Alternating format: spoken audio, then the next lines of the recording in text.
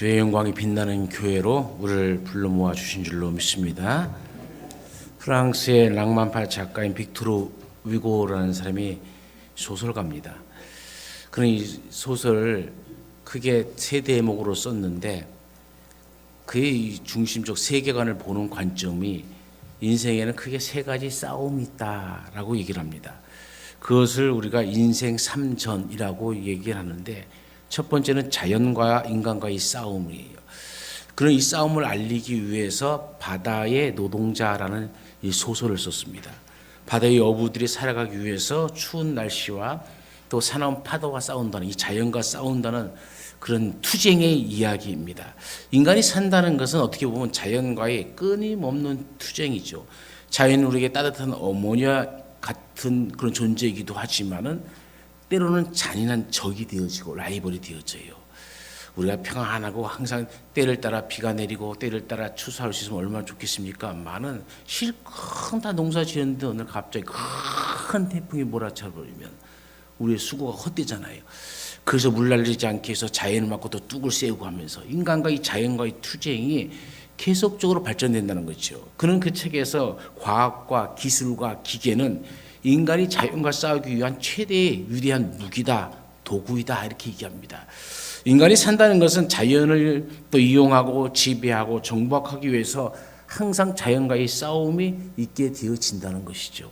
두 번째 싸움은 인간과 인간 간의 싸움이에요. 빅토르 유고는 이것을 알리기 위해서 93년이라는 이 책을 썼습니다.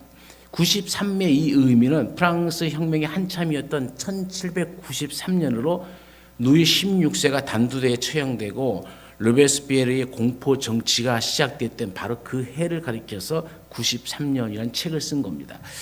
이 책에서 이 위고는 개인과 개인 간의 생존 경쟁으로부터 나라와 나라의 전쟁, 민족과 민족과의 싸움, 또 공산 세력과 자유 세력과 이런 투쟁이 이르기까지 인간 세계에서 수많은 많은 싸움들이 인간과 인간 사이에서 벌어지고 있는 전쟁으로 본 거죠. 특별히 이 전쟁에 대해서는 반드시 승리해야 된다라고 얘기를 해요. 여러분 세상에서 이 전쟁을 할 때 나라와 나라의 싸움에서 이 참패한 나라의 입장을 생각해 보면 참으로 비참한 것이죠. 종이 되어지고 노예로 전락해 버리고 패배는 곧 인간 삶의 좌절을 의미합니다. 그 얼마나 무서운 일입니까? 이런 싸움을 승리하기 위해서는 반드시 승리해야 하지만 우리가 더 중요한 것은 무장이 없는 참된 평화, 힘이 지배하지 않고 서로가 서로를 위하는 복된 나라, 그런 나라를 한편으로 꿈을 꾸기도 합니다. 그리고 세 번째로 싸워야 될 것은 제일 중요한 싸움이에요. 자기와 자기와의 싸움입니다. 가장 중요한 싸움이 아닐 수가 없죠. 이건 나하고 내가 싸우는 겁니다. 빅토르 유고는 이 싸움을 알리기 위해서 쓴 책이 있어요. 여러분이 잘 아는 레미제라블이라는 책입니다. 성서 다음으로 많이 읽혀진 이 명작은 장발장이라는 한 인간의 마음속에서 벌어지는 선한 자와 악한 자의 내적 투쟁이 기록되어 있죠. 마침내 선한 장발장이 악한 장발장을 이기는 그 용감한 정신적 승리를 생생하게 그린 것입니다. 어찌 보면 우리의 마음은 선과 악의 싸움터죠. 나의 마음속에는 항상 두 자아가 싸움을 벌이고 있어요.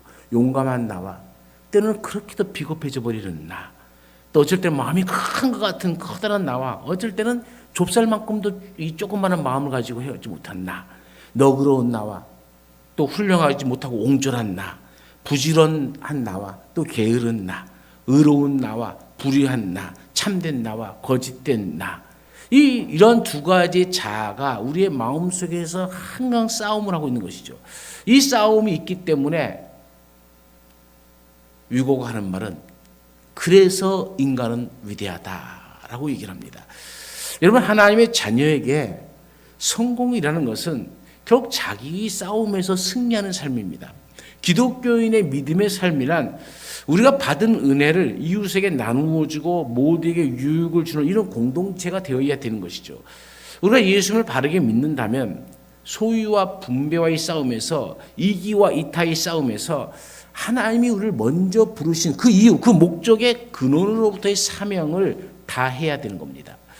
오늘 주님이 우리에게 보여주시는 본문을 통해서 보여주시는 그 믿음의 삶을 보면서 창립주의를 보내는 우리 교회도 주님의 삶을 따라 살면서 복의 근원으로서 그 사명을 다하는 교회가 되어지기를 간절히 소망합니다. 그 첫 번째는 주님은 오르고 내려오는 삶을 보여주셨습니다. 하나님을 만나기 위해서 우리는 기도의 동산에 올라가야 됩니다. 사람들 돕기 위해서 또한 내려오는 삶을 살아야 되는 것이죠. 이 두 가지가 교회와 성도들이 늘 지켜야 할 신앙의 균형입니다. 예수님은 산에 올라가서 하나님과 교통하고 거룩한 모습으로 정말 광채가 나는 그 순간 그 삶이 있었잖아요. 근데 주님은 그곳에서 내려오셨습니다. 제자들이 이곳에서 초막 셋을 짓겠습니다. 우리가 이곳에 영원히 있읍시다. 이렇게 하자. 아니다 하면서 그 제자들을 내려오셨죠. 내려오셔서 귀신 들린 사람을 고쳐주셨습니다. 우리의 삶에서 이 두 가지가 조화가 되어야 됩니다. 믿음으로, 기도로 하나님과 소통되는, 하나님과 교통하는 영적인 길이 열려야 되고, 하나님께 무릎 꿇고 손을 모아야 되는 우리의 기도의 삶이 필요하죠. 그러나 여기에만 머물러 있어버리면 안 됩니다. 내려와야 됩니다. 내려와서 행함과 구제로 이웃을 향해서 손을 펴고 슬프고 어둡고 캄캄한 삶을 살아가는 사람을 향해서 봉사하는 삶을 살아가야 되는 것이죠. 어느 한쪽으로 기울어지는 것은 잘못된 겁니다. 어떤 사람은 인간관계는 잘하고 봉사도 잘하는데 기도하지 않는 사람이 있어요. 이렇게 되어서는 안 됩니다. 이렇게 되면 사람은 교만해지기 쉽습니다. 이런 사람의 얼굴은 빛나지 않습니다. 기도하지 않기 때문에 일을 해도 소망이 없고 감사가 없고 기쁨이 없어요. 잠시는 그게 존재하는 것 같지만은 결국 믿음의 일을 하지 않기 때문에 하나님과의 교제가 되어지지 않기 때문에 결국 그것이 인간의 욕심으로, 인간의 정력으로 자기 이름을 드러내려고 하는 그런 일들이 참 많은 거죠. 그래서 왜 나를 알아주지 않는 거야 하는 이런 잘못된 생각으로 스스로 멸망해 버립니다.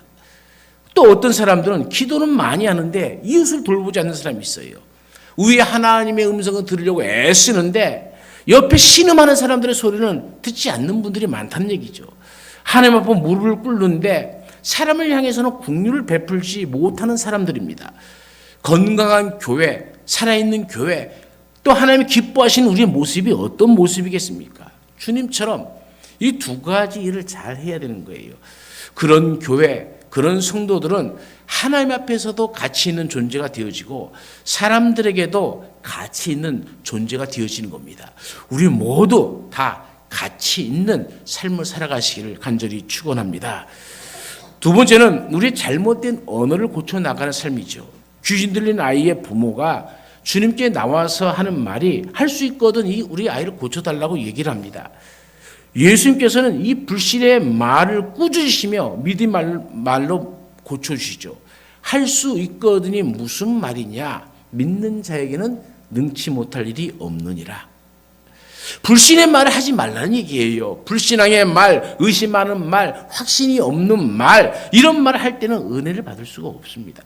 하나님 앞에서는 구원을 받은 줄 믿고 나와야 되고 은혜 받은 줄 믿고 예배를 드려야 됩니다. 내 기도에 응답하실 줄 믿고 기도해야 되는 것이죠. 응답 받을 줄 모르고 기도한다는 것은 그거는 코미디죠.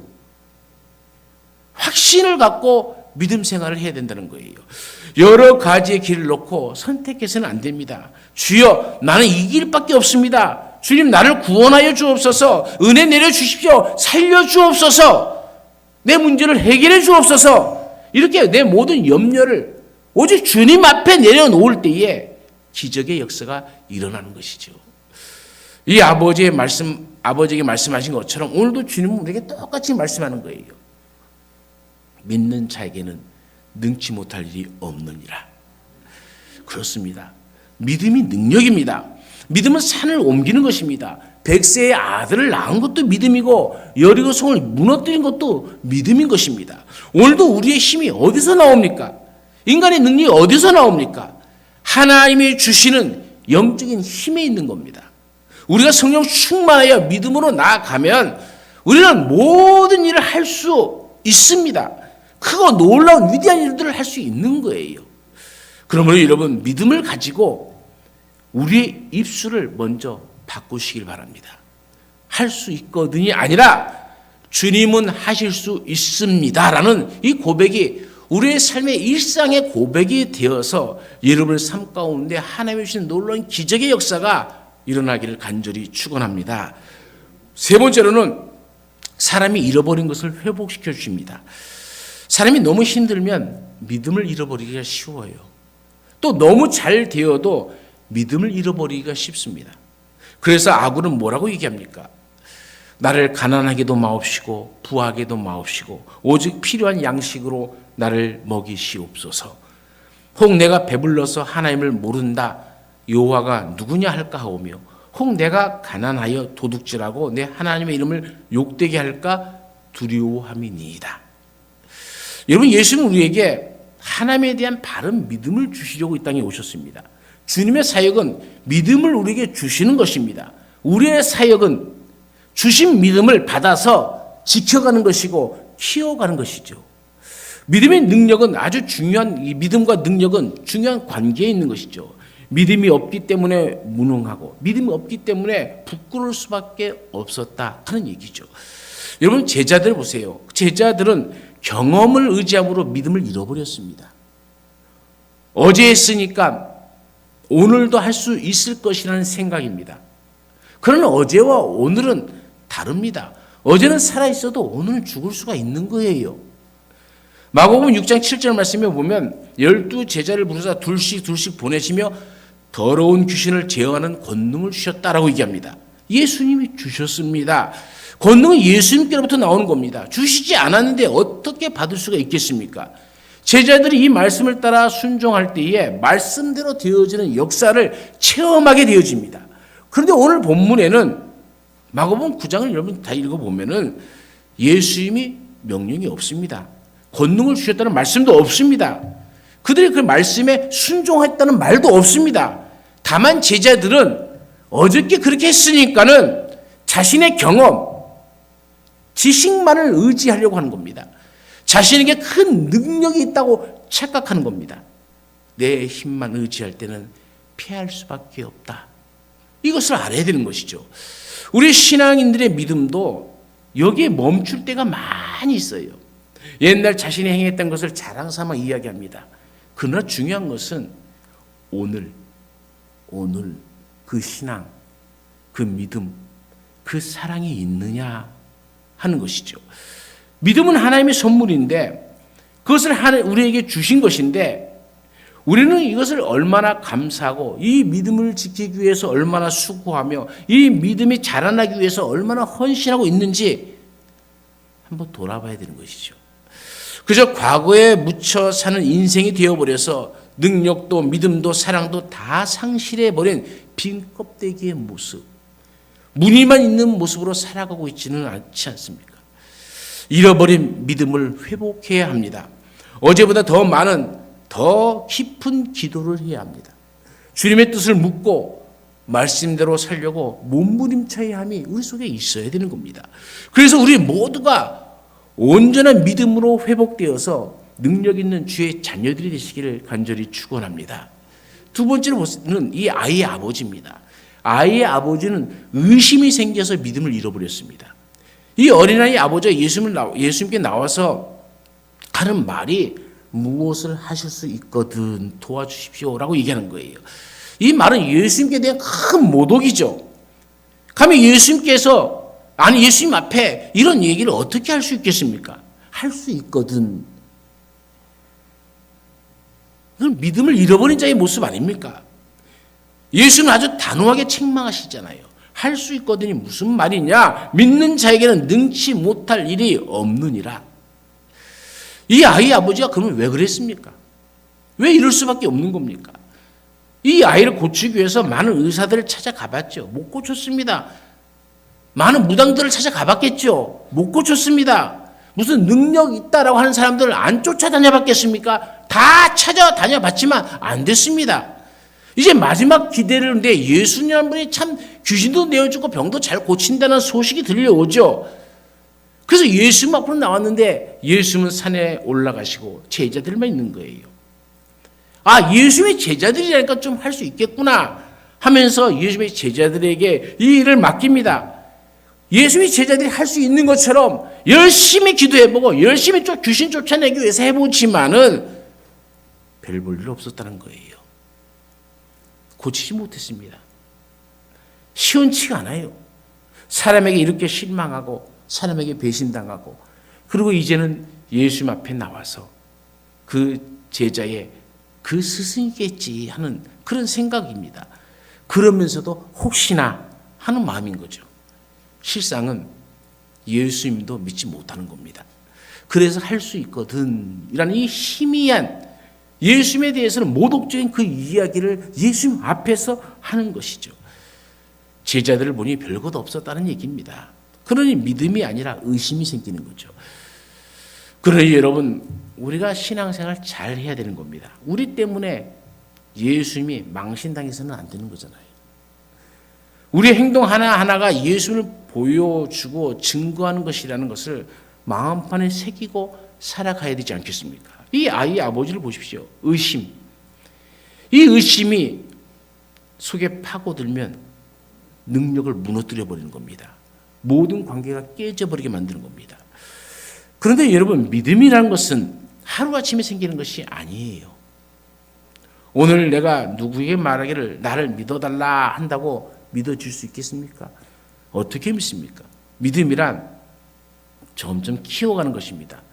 그 어디서부터 시작되어서 조금씩 키워나가서 훌륭한 믿음에 도달하는 것이지 하루아침에 믿어달란다고 뭐 마이크에다 대고 나를 믿어주세요 하고 소리 지른다고 누가 믿나요? 그걸 어떻게 믿어요? 그 믿음이란 것은 축적되어야 한다는 것을 잊지 말아야 됩니다.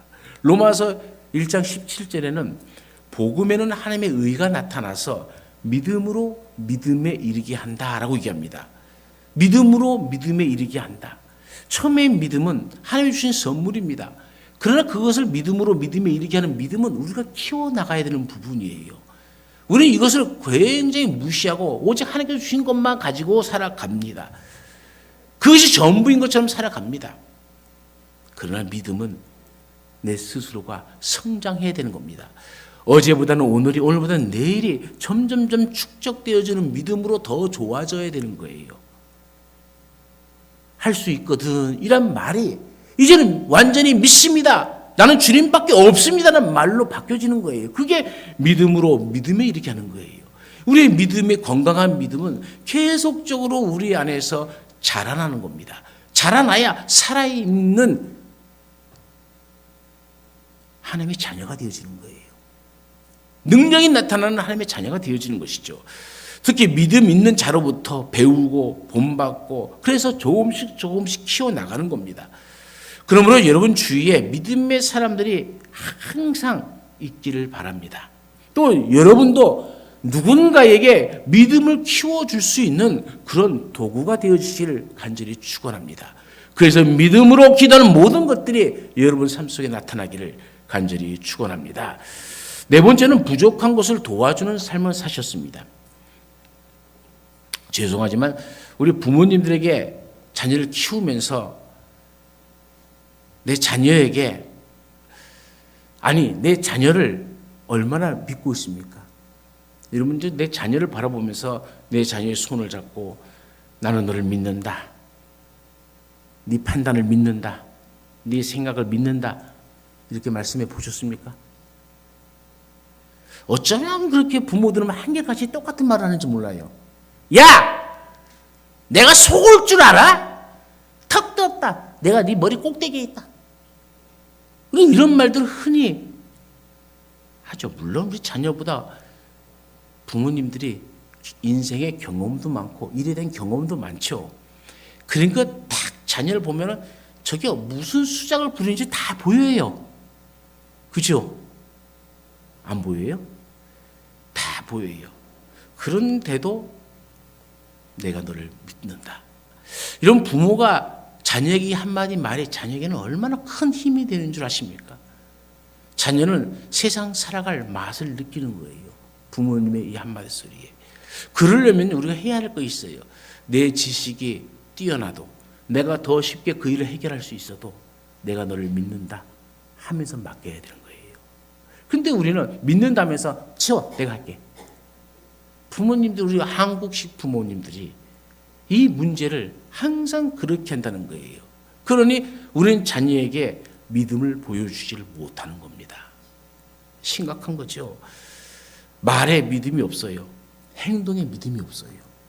예수는 우리에게 믿음을 보여주셨습니다. 예수님의 믿음은 놀라운 믿음이죠. 죽은 지 나흘이나 된 나사렛 무덤 앞에서 돌을 옮겨 놓으라. 나사로야 나오너라 그러잖아요. 만약에 안 나오면 어떡하지? 우리는 언제나 이 만약을 생각하잖아요. 아, 만약에 안 나오면 나만 창피당하는 것 아니야? 그러니 두려움이 오는 거예요. 두려움이 오니 선포를 못하고 믿음이 흔들려 버리는 거예요. 예수님은 이런 만약이 없어요. 그 많은 사람들까지 데리고 가서 그 무덤 앞에서 돌을 치우라. 나사로야 나오너라. 선포합니다. 얼마나 놀랍습니까? 이런 위대한 예수님, 이런 믿음의 예수님을 통해서 우리는 믿음을 배우게 되어지는 거예요. 그 믿음을 따라하게 되어지는 겁니다. 그것이 믿음의 삶이에요. 이제 예수님을 따라다니던 제자라면 또 우리는 이런 믿음의 사람이 되어야 되는 겁니다. 예수님이 이 아이를 고쳐주십니다. 이 일로 제자들은 다시 한번 주님의 능력을 바라보며 놀라면서 조용히 묻죠. 우리는 어찌하여 능히 귀신을 쫓아내지 못했습니까?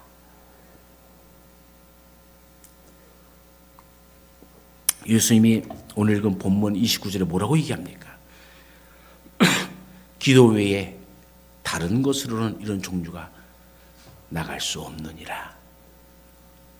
사랑하는 여러분, 능력 있게 살고 싶습니까? 그렇다면 기도하십시오. 승리하며 살고 싶으면 기도해야 됩니다. 자녀들이 형통하기를 원하십니까? 그렇다면 기도하십시오. 사랑받고 살고 싶으면 먼저 사랑하는 자가 되어야 되는 것 아닙니까? 기도는 하나님의 능력이 우리 가운데 임하게 하는 유일한 통로입니다. 기도로 우리의 믿음이 더욱 굳세어지고 자라나고 믿음으로 구하여서 기도의 열매들이 우리의 삶 속에 풍성하게 나타나는 그런 우리 형곡교회 모든 교인들이 되어지길 간절히 축원합니다. 이제 마지막 5번째입니다. 인내하며 사는 삶을 우리 주님은 보여주셨죠. 믿음 있는 사람이 믿음 없는 사람의 행위에 대해서 참아주어야 되는 거예요. 누가 참아야 됩니까? 먼저 믿는 자가 참는 거예요. 기다려주는 거예요.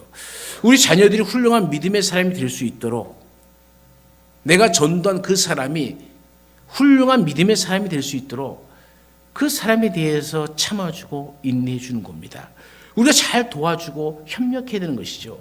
인내하는 도우미가 되어야 됩니다. 또 처음 믿는 사람들을 보면서 비판하기 전에 먼저 믿는 사람이 그 믿음을 도와주어야 되는 것이죠. 특별히 오늘 성경 말씀에 보면 은총적인 귀한 말씀이 여기에 붙어 있죠. 보세요. 이 아이의 아버지가 할 수 있거든 또 도와주세요 라고 하잖아요. 상당히 불쾌한 소리죠. 믿지 못하는 믿음의 소리도 아니지 않습니까? 믿지 못하는 소리지 않습니까? 그런데 예수님은 믿음 없는 사람을 놓고 참으시면서 믿음을 주십니다. 믿음을 도와주시잖아요. 이 불신적인 말을 할 때, 야, 못 믿겠으면 가. 믿는 자만 따라오면 되지. 사실 예수님 앞에 나왔던 모든 사람들은 예수님의 병이 고쳐주기를 믿고 나왔잖아요. 혈루병 여인도, 그죠? 예수님이 옷자락만 만져도 내 병이 나을 거라라는 믿음을 가지고 나왔잖아요. 그 유일하게 이 사람이 불신의 말을 하잖아요. 그런데 주님은 참아주십니다. 그의 믿음 없음을 도와주시잖아요. 기적을 통해서 믿음을 다시 재창조해 주십니다. 그리고 이제부터는 믿음의 사람이 되어라. 그렇게 그 행위로 보여주시는 거예요. 예수님의 그 놀라운 인내함과 그 사랑, 그 긍휼 너무나도 고맙고 감사하죠. 왜요? 주님은 그 인내함으로 지금까지 나를 기다려 주신 거잖아요. 그 사랑, 그 긍휼로 나를 지금까지 이끌어 주셨잖아요. 내가 모든 것을 다 잘해서 오늘 여기에 서 있는 게 아니잖아요. 나도 실수가 많고 잘못한 것도 많고 여러 가지 모순적인 것도 많이 있지만 그럼에도 불구하고 주님은 오늘도 나에 대해서 인내해 주시고 참아 주시고 기다려 주시고 나를 더 하나님의 사람으로 자랄 수 있도록 이끌어 주시잖아요. 그것이 바로 주님의 모습입니다. 주님은 믿음 없다고 책망하지 않았습니다. 인내하시면서 그 믿음을 도와주셨습니다. 믿음의 결과가 보여주시면서 도와주셨습니다. 그래서 믿음 있는 자로 만들어 주셨습니다. 미국 서부 네바다 사막에는 서로 완전히 다른 두 종류의 나무가 있어요. 하나는 텀블위즈라는 나무고 다른 하나는 조슈아 트리라는 나무입니다. 이 텀블위즈라는 나무는 이게 재미있는 나무예요. 이 나무는 축축한 습기가 있는 축축한 곳을 만나면 그곳에 뿌리를 내리는데 실뿌리를 내려요. 실뿌리를 내리고 살다가 이 습기가 사라지면 그곳에 머물기를 포기하고 바람에 자기의 몸을 맡겨서 다른 습한 땅을 찾아 돌아다닙니다. 그래서 대부분의 이 템블위즈는 오랫동안 뿌리를 내리면서 살만한 습한 땅을 찾지 못해 말라 죽게 되거나 쓰레기처럼 사막 한 구석에 먼처럼 수북히 쌓여 있는 것을 볼 수가 있어요. 우리가 서부 영화 보면 가끔 그런 나무들이 이렇게 쌓여 있는 것을 보게 되어집니다. 그게 텀블위즈라는 나무입니다. 그러나 조슈아 트리라는 나무가 있어요. 이 나무는 텀블위즈와 정반대입니다. 이 나무는 한번 뿌리를 내린 곳을 찾아서 정착하게 되면 그 자리에 깊은 뿌리를 내리고 절대 떠나지 않습니다. 어떤 뿌리는 그 뿌리만 10m 넘게 뻗어요. 그런데 여러분, 더 재미있고 더 참 신기한 것은 이 나무가 1년에 약 4cm밖에 자라지 않아요. 4cm는 얼마입니까? 손가락 하나마다 못해요. 요것밖에 자라지 못해요. 그런데 이 나무의 수명이 수백 수천 년을 살아요. 여러분, 이 나무가 바로 조슈아 트리라는 나무입니다. 여러분, 그리스도인이 영적 뿌리를 내릴 곳은 곧 사라질 세상의 흥미와 관심의 자리가 아니지 않습니까? 영원 세세토록 변하지 않는 하나님의 말씀이 있는 곳에 우리 주 예수 그리스도 안에 깊은 뿌리를 내릴 때 비로소 참된 믿음의 사람으로 살아갈 수 있는 것이죠. 오늘 우리 형국교회는 창립 54주년을 맞이했습니다. 우리 교회도 비록 더디지만 주님이 오시는 날까지 부디 하나님의 말씀에 우리 모두가 뿌리를 깊게 더 깊게 내리고 그 말씀을 따라 함께 순종하며 살아가는 복음의 사람들이 되어서 천년 만년 동안, 아니 주님 오시는 그날까지 우리 형국교회가 늘 하나님께 영광 돌리는 교회로 서 있기를 간절히 축원합니다. 하나님 아버지, 저희의 믿음 없는 것을 용서하시고 믿음의 악한 것을 불쌍히 여겨 주옵소서. 어쩌다 이렇게 우리가 믿을 수 없고 때로는 믿어서는 안 되는 그런 세대에 살아가고 있습니다. 참으로 불쌍히 여기시며 이제 우리에게 참 믿음을 주시고 다시 믿음을 키워가며 믿음의 뿌리를 내려가며 더욱더 날이 갈수록 시간이 흐를수록 믿는 자가 굳건하게 믿는 자가 되게 하여 주옵소서. 형국교에 속한 모든 자녀들이 주님 오시는 그날에 우리 모두가 주님을 기쁨으로 맞이하는 복된 자녀들의 삶이 되게 하여 주옵소서. 언제나 우리 가운데 함께 하시는 예수님의 이름으로 기도드리옵나이다.